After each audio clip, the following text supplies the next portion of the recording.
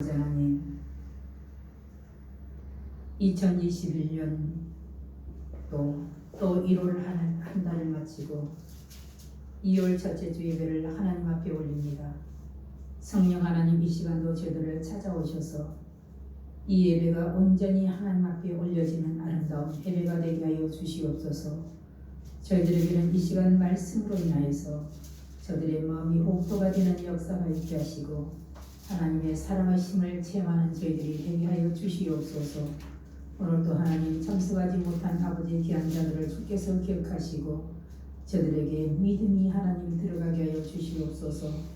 하나님 또한 이 시간도 주의 아버지, 하나님 코로나로 인해서 나오지 못한 아버지 사랑하는 귀한 아버지 자들도 주께서 축복하시고 아름다운 열매가 저들에게 있게 주여 도와주시기를 원합니다. 하나님, 무엇보다도 저들에게 믿음을 잃지 않도록 하나님 축복하여 주시옵소서. 예수님의 이름으로 감사하며 기도하옵나이다. 아멘.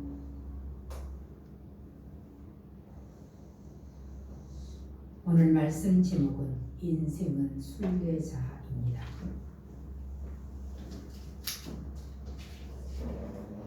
인류 역사상 가장 영향력 있는 인물 한 사람을 들라면 아브라함일 것입니다. 오늘 본문 말씀은 한 사람을 선택하시고 그에게 믿음을 주시고 그 믿음을 통하여 영광 받으신 하나님의 마음을 전하고 있습니다. 이에 대해 히브리서 기자는 기독교 박해가 심하던 때 그리스도인들이 배교하고 유대교로 돌아갈 때 구약에 나타난 믿음의 선진들의 신앙을 증거함으로써 믿음으로 사는 삶이 얼마나 복되고 삶의 구비마다 은혜가 되는지를 보여주고 있습니다. 오늘 본문은 당시 살았던 그들에게 뿐만 아니라 현재를 살아가고 있는 우리에게도 하나님은 의도하시는 뜻이 있다는 것입니다. 아브라함의 믿음은 본향을 향하여 나가는 순례자의 삶이었다고 이 말씀이 기록하였습니다. 순례자는 사전적으로 풀이하면 종교적인 목적으로 성지를 순례한 사람입니다.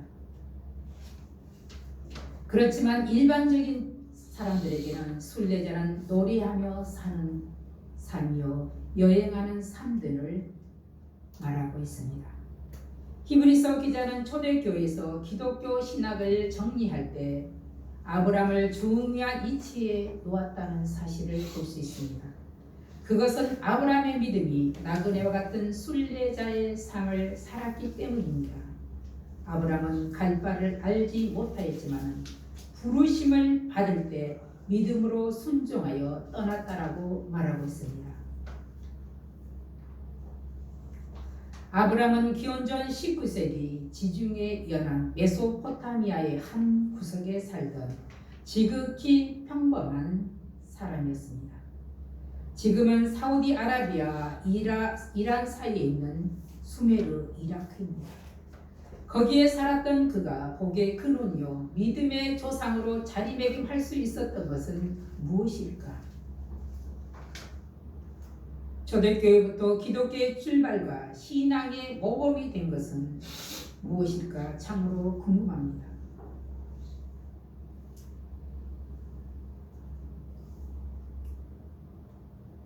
공동 번역 개정판에서는 믿음으로를 믿음이 있었으므로 그렇게 표현하고 있습니다. 히브리서 11장 15절에서 16절 말씀 보면 그들이 나온 바 본향을 생각하였더라면 돌아갈 기회가 있었으려니와 그들이 이제는 더 나은 본향을 사모하니 곧 하늘에 있는 것이라. 이러므로 하나님이 그들의 하나님이라 일컬음을 받으심을 부끄러워하지 아니하시고 그들을 위하여 한 성을 예비하셨느니라. 아브라함도 처음에는 그렇게 믿음이 대단하지는 않았을 것입니다. 그런데 하나님께서는 잘나고 똑똑하고 유능한 사람이 아니라 믿음이 믿는 자만이 하나님의 부르심에 응답하여 순종하고 믿음으로만 그 언약을 믿고 나갈 수 있음을 보여주고 있습니다. 그렇다면 아브라함은 어떤 순례자의 삶을 살았기에 그가 믿음의 조상이 되고 복의 근원이 됐을까?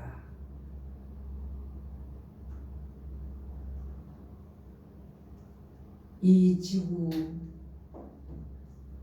인구 중에 거의 과반수 이상이 아브라함의 후손이라고 할 수 있겠습니다.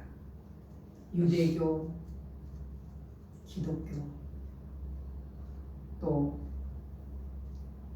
뭐를 생각해요? 이슬람교 다 아브라함의 후손들입니다.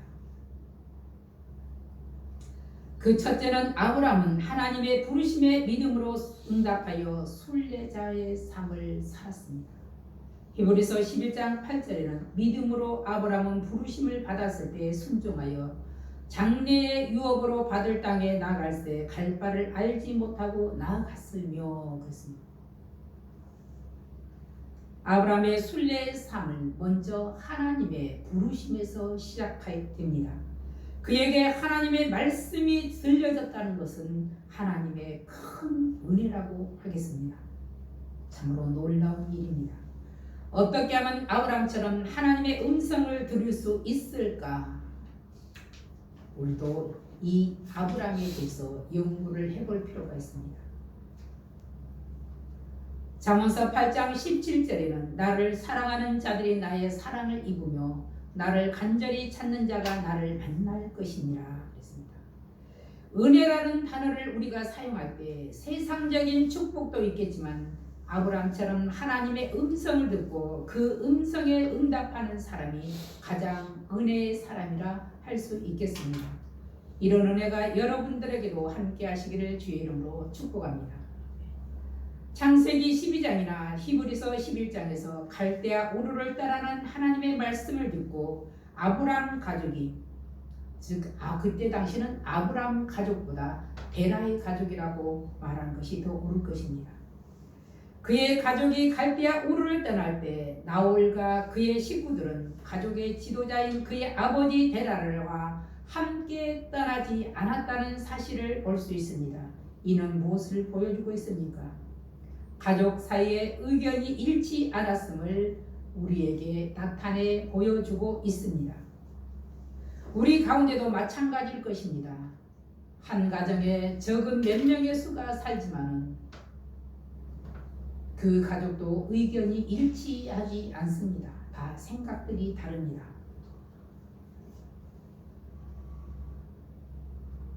아브라함의 아버지 데라로서는 여호와를 잘 알지 못하고 우상 숭배하고 우상을 만들어서 팔고 있는 그 상태에서 지금까지 살아왔던 삶의 자리를 버리고 가족의 일부만을 데리고 전혀 알지 못한 먼 곳을 향해 길을 떠나는 것은 결코 쉽지 않은 결단입니다. 그럼에도 그는 지금까지 그가 쌓았던 삶의 자리, 재산의 바벨탑, 가족의 정을 버리고 하나님의 말씀에 순종하여 갈 바를 모른 채 떠나는 순종은 참으로 귀하다고 할 것입니다. 그 길이 어딜까? 온라인 성지 순례를 통해서 GPS로 확인한데 갈대아 우르, 지금의 이라크에서 출발하여 하란, 지금의 터키를 거쳐 가나안, 지금의 예루살렘까지 가는 그의 인생 행로입니다. 비행기를 타고 직선으로 가도 몇 시간이 걸리는 거리를 교통수단이 발달하지 않는 당시를 생각한다면 상상할 수 없는 일입니다. 하나님은 아브라함의 삶의 여정 속에 어떻게 역사하셨습니까? 하나님은 순종한 길이와 넓이만큼 그에게 명령하시고 복을 주셨다는 사실을 우리는 본문 말씀들을 통해서 알 수 있습니다.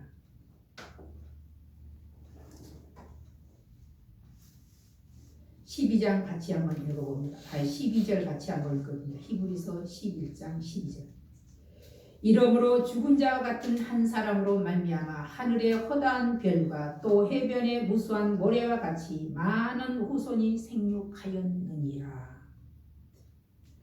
아브라함의 인생 여정 속에 중요한 것은 순종한 크기만큼 역사하시는 하나님을 볼 수 있습니다. 아브라함이 하나님을 만난 후는 가는 곳마다 여호와께 단을 쌓았다고 기록하고 있습니다.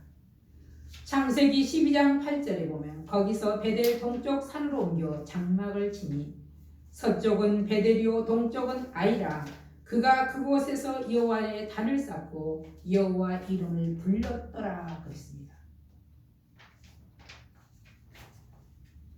아브라함은 그 아버지 데라가 우상 숭배하고 우상을 만들어서 팔 때도 그는 그 우상을 싫어하였다고 다른 기록에 기록되어 있습니다.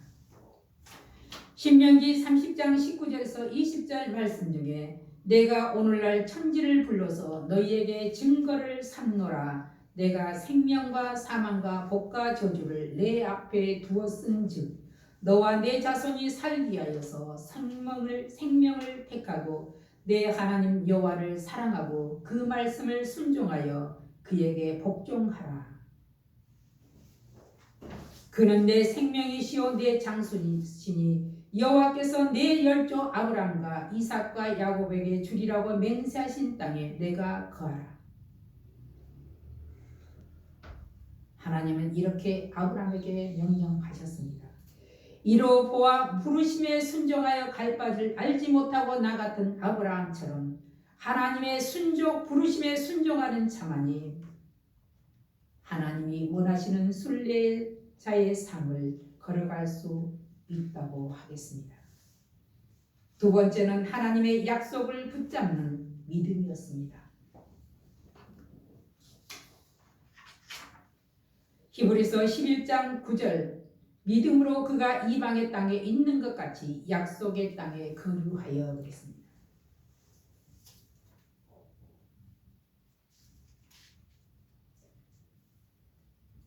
아브라함은 하나님의 말씀에 순종하였을 뿐 아니라 하나님의 약속을 끝까지 붙잡는 믿음이었음을 우리는 기억해야 합니다. 좋았을 때는 하나님을 믿고 어려움이 오거나 일이 잘 안 풀리면 하나님을 멀리하는 것, 이것은 믿음이라고 할 수가 없습니다. 여기서 아브라함의 신앙의 정체성을 발견할 수 있는데 하나님이 나와 함께 하신다는 언약을 붙들고 그가 살아갔던 것입니다. 아브라함이 약속의 땅을 믿고 순례길을 떠난 시발점도 중요하지만 그가 하나님의 약속 안에서 어떠한 삶으로 살아가고 있는가는 더 중요하다고 하겠습니다.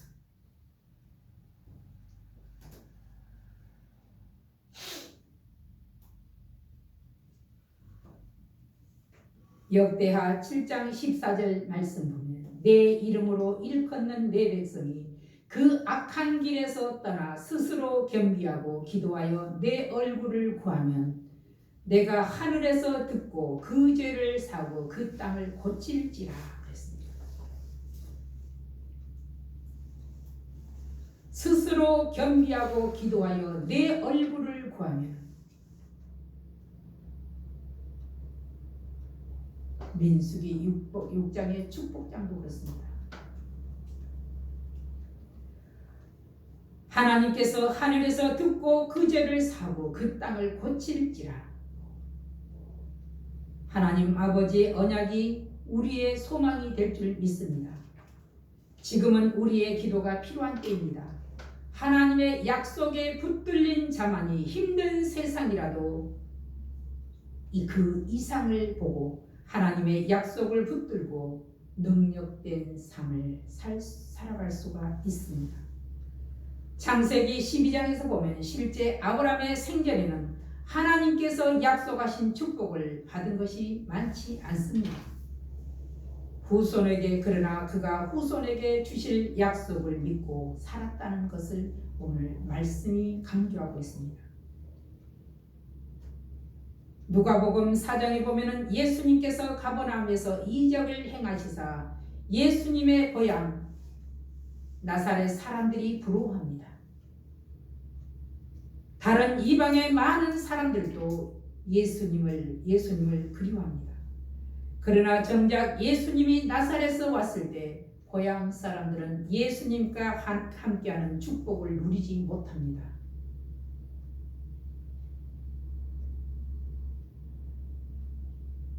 나사렛 사람들은 예수님을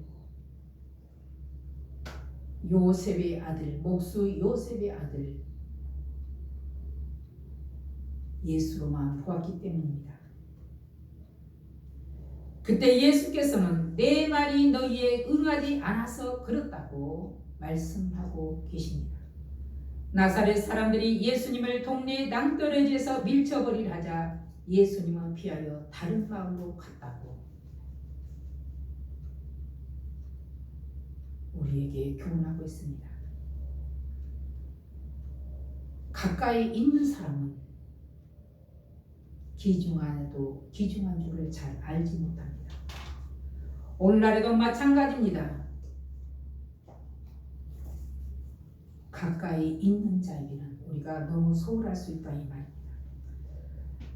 우리도 말씀에 순종하지 않고 말씀을 우리 것으로 만들지 못한다면 어떠한 물리적인 조건을 우리 주위에 둔다 할지라도 우리는 감사하는 마음으로 서지 못할 것입니다. 뿐만 아니라 탄식과 내 바벨탑을 쌓는 소리만 요란할 것입니다. 우리 주위를 살펴보면 남의 축복은 부러워하면서 정작 자신은 그 축복을 자기의 것으로 만들지 못하는 사실을 보고 있습니다. 왜 그런가? 하나님의 말씀이 그의 귀에 응하지 않았기 때문입니다. 순종하지 못하고 하나님의 약속을 붙잡지 못하였기에 그렇습니다.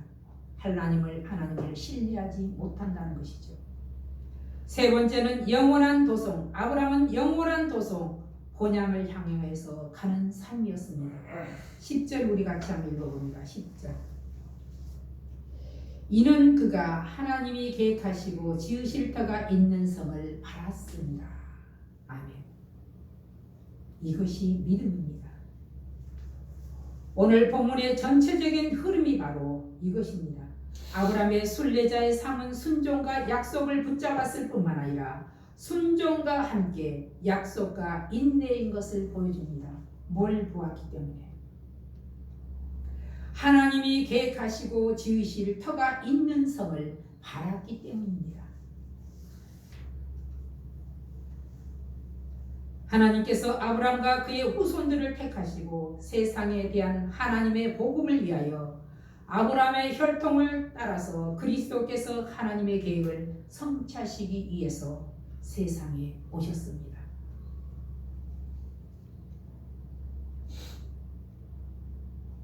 이 믿음이 있는 자는 어떠한 어려움이라도 견딜 수 있습니다.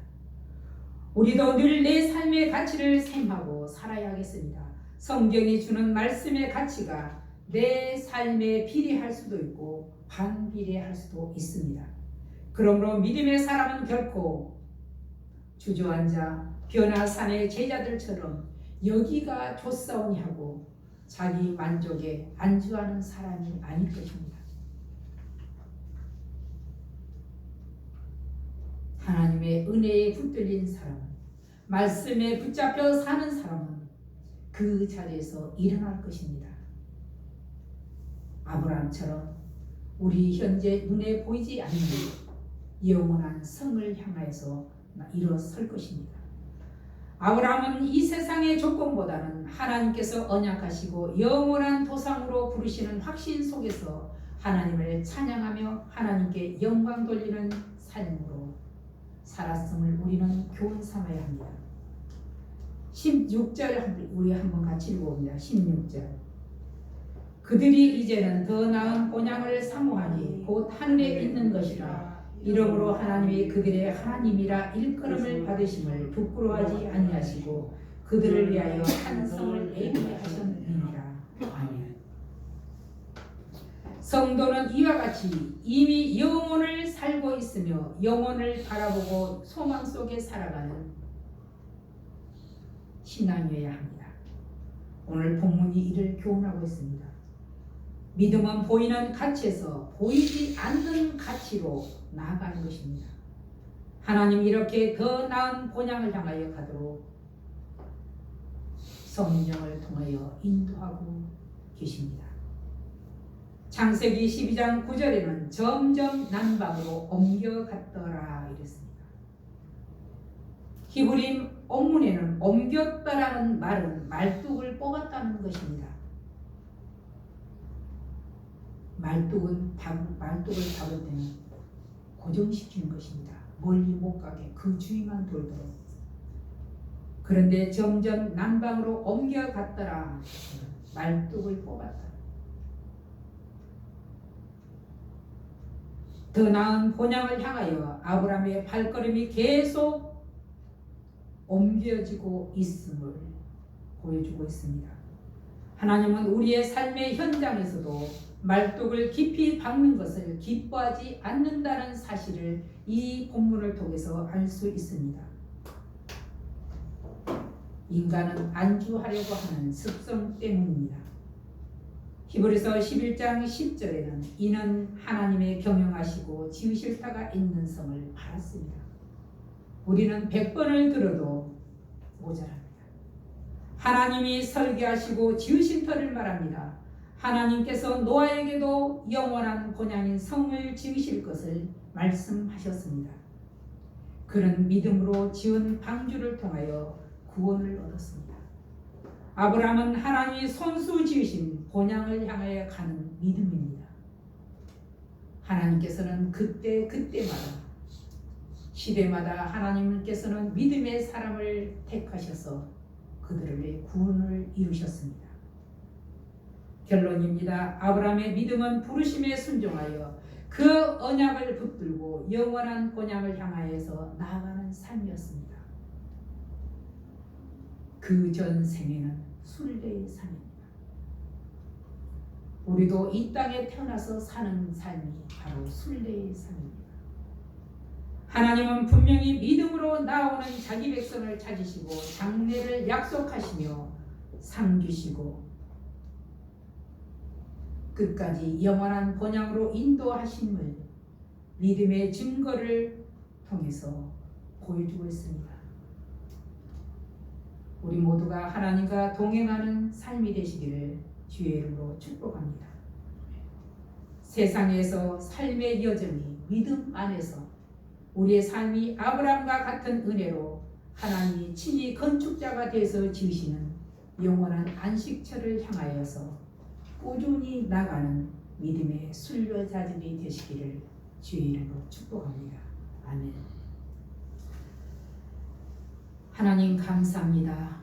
오늘 주시는 이 말씀이 우리의 심령 속에 심어져서 아름다운 인생의 삶을 살아갈 수 있도록 순례자의 삶을 살아갈 수 있도록 축복하여 주시옵소서. 예수님의 이름으로 감사하며 기도하옵나이다. 아멘.